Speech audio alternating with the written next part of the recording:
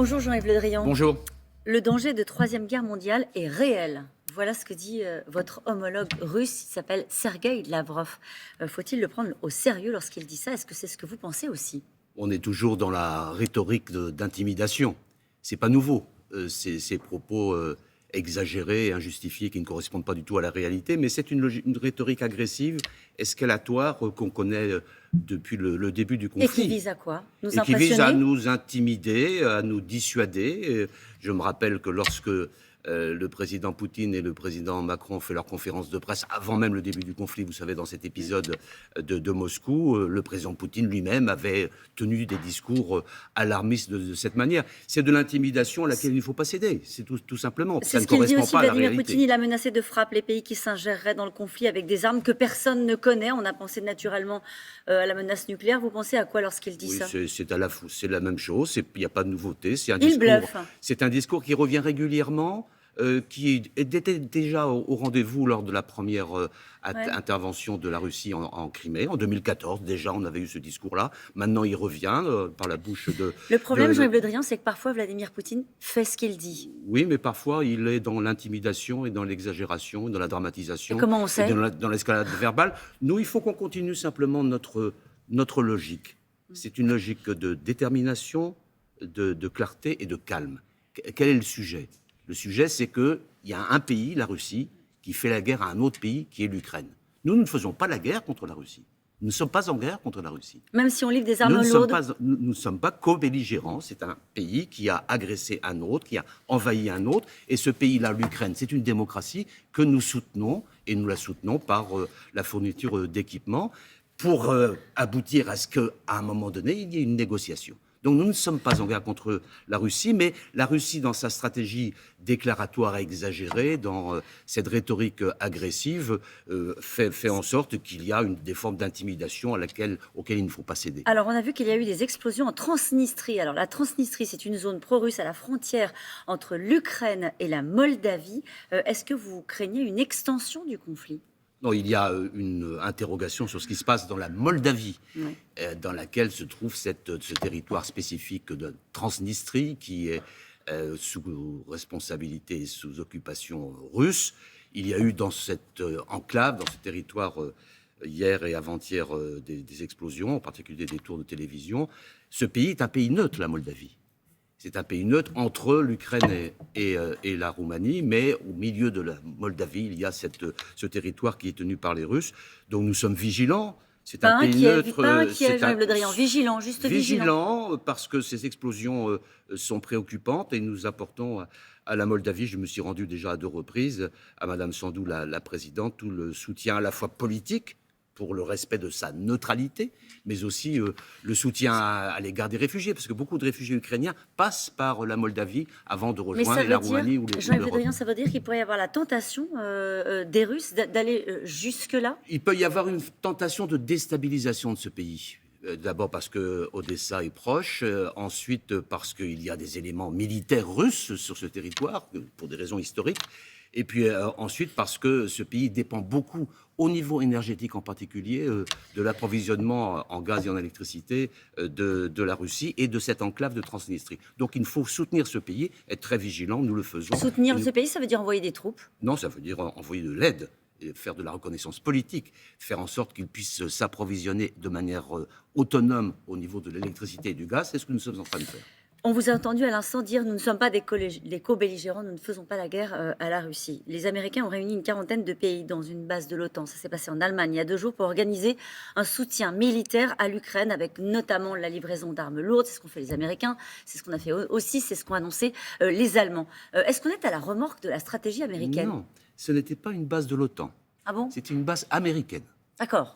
Il faut quand même bien distinguer les choses. Et d'autre part, ce n'est pas nouveau qu'il y ait une coordination de l'ensemble des pays qui apportent leur soutien à l'Ukraine. On n'est pas à la remorque des Américains. Non, on a eu, au contraire, c'est l'Europe qui a été à l'initiative sur de nombreux sujets, à la fois sur les sanctions et sur les équipements militaires. Il y a eu de nombreuses réunions de coordination. La nouveauté, c'est que celle-là était plus visible parce qu'elle se passait en Allemagne et parce que le secrétaire d'État Blinken était présent.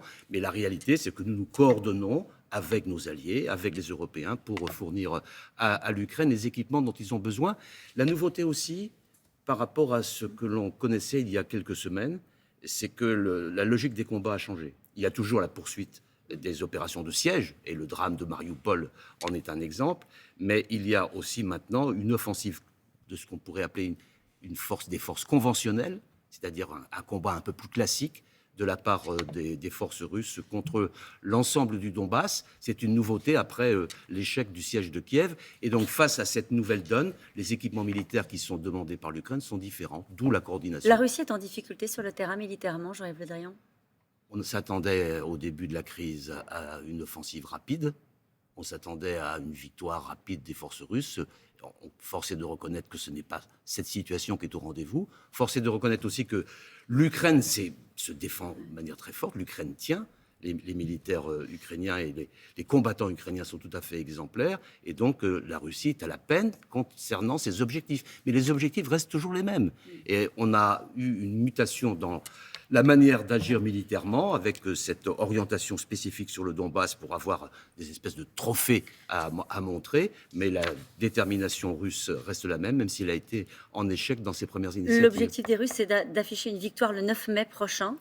Il y a cette instrumentalisation du 9 mai parce que c'est l'anniversaire de la Grande Guerre patriotique. Mais l'objectif des Russes, c'est bien d'éviter qu'il y ait aux portes de la Russie un pays démocratique et qui ne soit pas sous sa tutelle.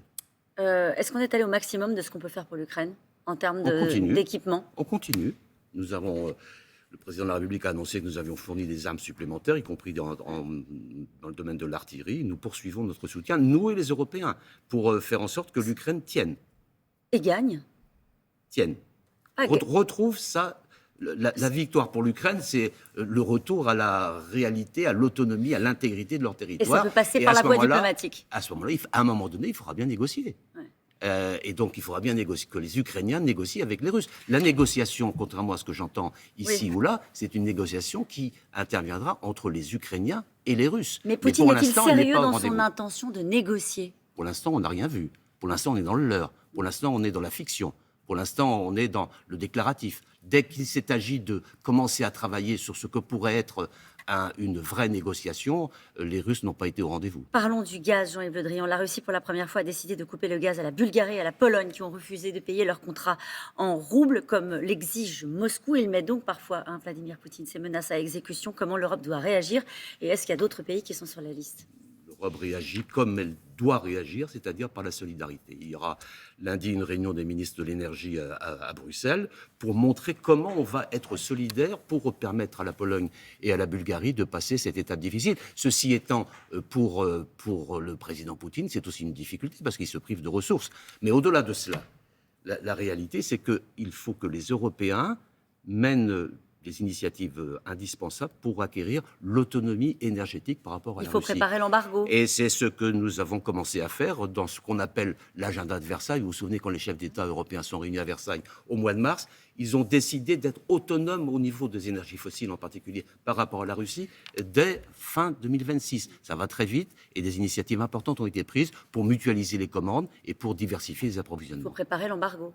Il faut préparer l'embargo éventuel et préparer surtout dans l'immédiateté le 6e paquet de sanctions qui concernera le pétrole plus Vladimir Poutine dit les sanctions même pas mal. Voilà ce qu'il a dit hier. Oui, sauf que c'est moins 10% de la richesse russe en 2022, ce qui est quand même pas mal. La dernière fois qu'on s'était vu, vous craigniez des ingérences russes dans le processus électoral français. Est-ce qu'il y en a eu? Pas à notre connaissance, même si nous avons été extrêmement vigilants. Jean-Yves Le Drian, on lit dans la presse ici ou là que vous seriez sur le départ, que au fond, après avoir servi 10 ans, puisque vous avez été ministre de la Défense, puis ensuite ministre des Affaires étrangères, vous auriez fait part au président de votre volonté de quitter vos fonctions. Est-ce que c'est vrai? Mon sort importe peu dans cette situation. Moi, je suis concentré sur ce qui se passe en Ukraine en particulier, sur les crises internationales, sur les intérêts de la France, sur les intérêts de l'Europe, mais aussi dans la solidarité avec le peuple ukrainien. Mon sort personnel dans tout ça a peu d'importance. Mais si on vous le demande, vous serez à la disposition du chef de l'État. C'est tout ce que j'ai à dire. Merci beaucoup, Jean-Yves Le Drian, d'avoir été notre invité ce matin. Je vous rappelle que vous pourrez trouver cette interview quand vous le souhaitez en podcast. Merci beaucoup à tous les deux.